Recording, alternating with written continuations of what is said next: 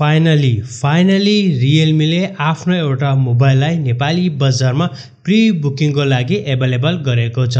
तपाईहरुले अहिले सजिलो तरिकाले चाहिँ प्री बुकिङ गर्न सक्नुहुनेछ। जस राम्रै मोबाइल चाहिँ लिएर आएको छ। प्राइस पनि म राम्रै भन्छु हैन। यहाँसम्मको चाहिँ राम्रै, तर केही नराम्रो पक्ष पनि हुन्छ। डेफिनेटली राम्रो र नराम्रो पक्ष सबैको हुन्छ, बट यस अझ 1000 रुपैयाँसम्म तल भएको चाहिँ एकदमै राम्रो हुन्थ्यो र त्यो 1000 रुपैयाँ किन तल हुनु पर्थ्यो त्यो पनि म तपाईहरुलाई चाहिँ यही भिडियोमा चाहिँ भन्ने छु।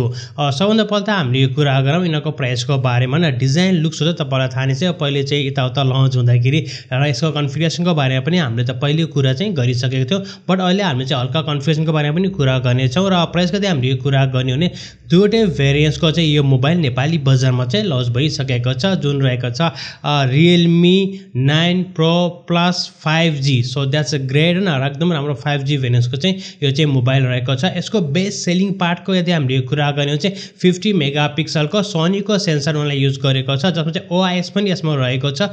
र यदि हामीले चाहिँ अरूको रिभ्यूहरु हेर्ने र अरू चाहिँ एक्सपिरियन्सहरु हेर्दाखेरि चाहिँ त्यति राम्रो चाहिँ परफर्मेन्स गरेको छैन भने चाहिँ इन्डियामा धेरै चाहिँ कुराहरु चाहिँ आइरहेको छ। बट लेट्स चाहिँ हेरौँ सब त फोकस भनेको यिनीको चाहिँ क्यामेरा पोइन्ट नै सेलिङ रहेको छ न। बाँकी त अब त्यस्तै हो, डायमेन्सिटीको प्रोसेसर सबै कुरा चाहिँ ठिकै छ। र नेपालको यदि हामीले कुरा गर्ने हो चाहिँ मलाई चाहिँ प्राइस पनि राम्रै लाग्यो। जुन प्राइसको चाहिँ हामीले यो कुरा गर्ने हो भने जुन यसको स्टार्टिङ भेरिएन्ट्स रहेको छ 6GB र 128GB स्टोरेजको प्राइस चाहिँ 42000 रुपैयाँ रहेको छ। भनेपछि 8GB र 128GB स्टोरेज प्राइस चाहिँ 45500 रुपैयाँ रहेको छ। म तपाईलाई के भन्न चाहन्छु भनेपछि 6GB जाँदा हुन्छ कि 2GB र्यामले गर्दाखेरि तपाईले त्यति धेरै पैसा तिर्नु पर्दैन, बट यस 6GB र 128GB स्टोरेजमा गयो भने चाहिँ तपाईहरुलाई चाहिँ एकदमै राम्रो हुन्छ। र प्राइस मलाई चाहिँ किन महँगो लाग्यो, प्राइस महँगो लाग्न चाहिँ मेरो चाहिँ दुईवटा कारण छ।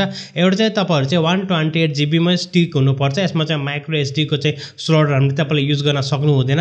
अर्को भनेको यसको रिफ्रेश रेट के एमोलेड डिस्प्ले विथ 90 हर्ट्ज को रिफ्रेश रेट दिएको छ। अब एमोलेड डिस्प्ले दिइसकेपछि 120 हर्ट्ज को रिफ्रेश रेट दिएको भए चाहिँ एकदमै राम्रो हुन्थ्यो के।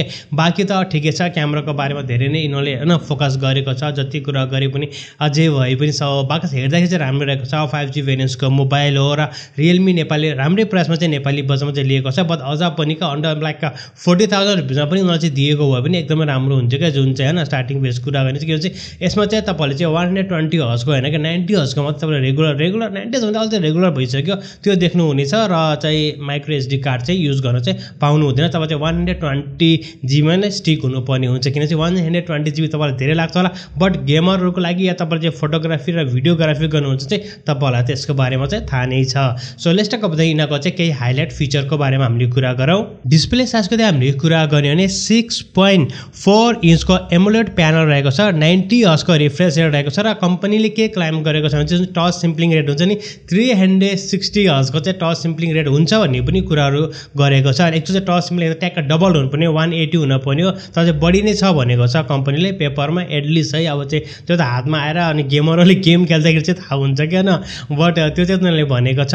यसको साथसाथ हामी चाहिँ एमोलेड डिस्प्ले देख्न सक्छौँ, त्यो चाहिँ राम्रो रहेको छ। र मेन क्यामेरा जुन तपाईलाई मैले भनिसकेको छ जुन चाहिँ 50 मेगापिक्सलको IMX766 OIS क्यामेरा चाहिँ उनीहरूले चाहिँ युज गरेको छ। सो क्यामेराको हिसाबले हेर्नु चाहिँ हामी चाहिँ क्यामेरा चाहिँ राम्रै भन्न सक्छौँ। र प्रोसेसर चाहिँ MediaTekको चाहिँ डायमेन्सिटीको जुन चाहिँ 920 5G भेरिएन्ट्सको चाहिँ प्रोसेसर रहेको छ। That's great. प्रोसेसरको हिसाबले हामीले हेर्नु राम्रो रहेको छ। स्टुडियो स्पिकरहरु रहेको छ, स्पिकर पनि राम्रो रहेको छ। साथमा तपाईहरुले चाहिँ 16 मेगापिक्सलको सेल्फी क्यामेरा देख्न सक्नुहुन्छ।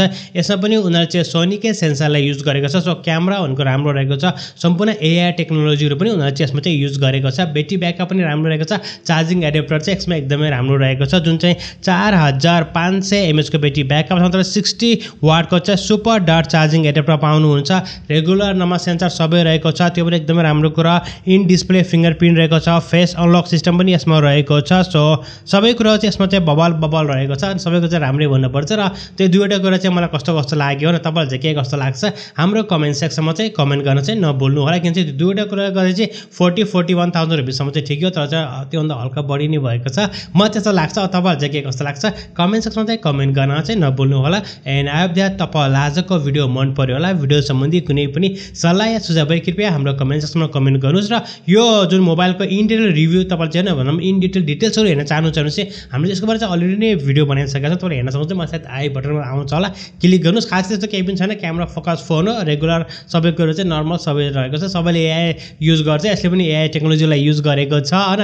त्यही हो, अनि यसमा चाहिँ राम्रो चाहिँ ब्याट्री ब्याकअप भनौँ, ब्याट्री ब्याकअप चार्जिङ एडेप्टर चाहिँ राम्रो रहेको छ।